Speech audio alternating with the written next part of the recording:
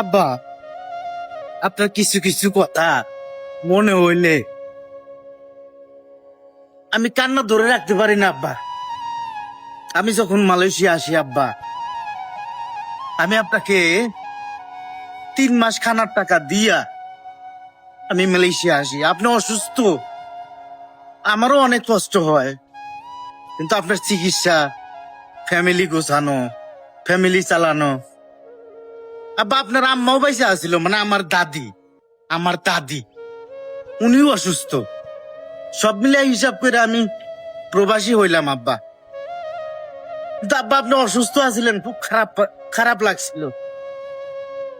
আমি প্রবাসী আসার পরে আমি শুনতে পারি যে আপনি নাকি আপনার এক বন্ধুর সাথে আলোচনা করছেন যে মনসুর আমারে ফিরে আইসা দেখতে পারবো।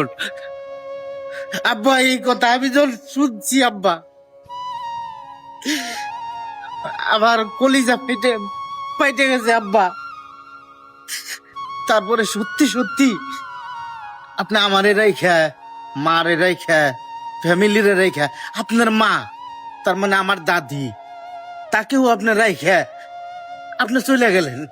একবার বুঝেন, আপনার মা বেঁচেই রইল, আপনি চলে গেলেন না ফেরার দেশে। আমার চাইতে আপনার মা বেশি কষ্ট পাইছিল আপনি না ফেরার দেশে যাওয়াতে।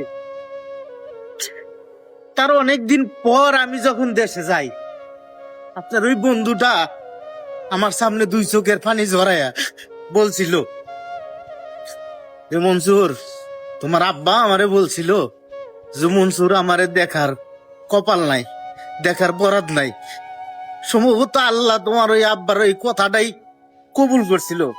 আব্বা, কি লিগে আপনি এই কথাটা বললেন, আর আমার জীবনের যন্ত্রণাটা বাইরে গেল আব্বা।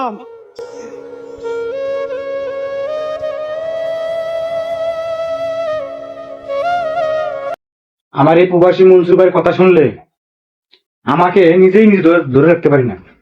যদি ভিডিও ভালো লাগে সবাই শেয়ার করে দিবেন।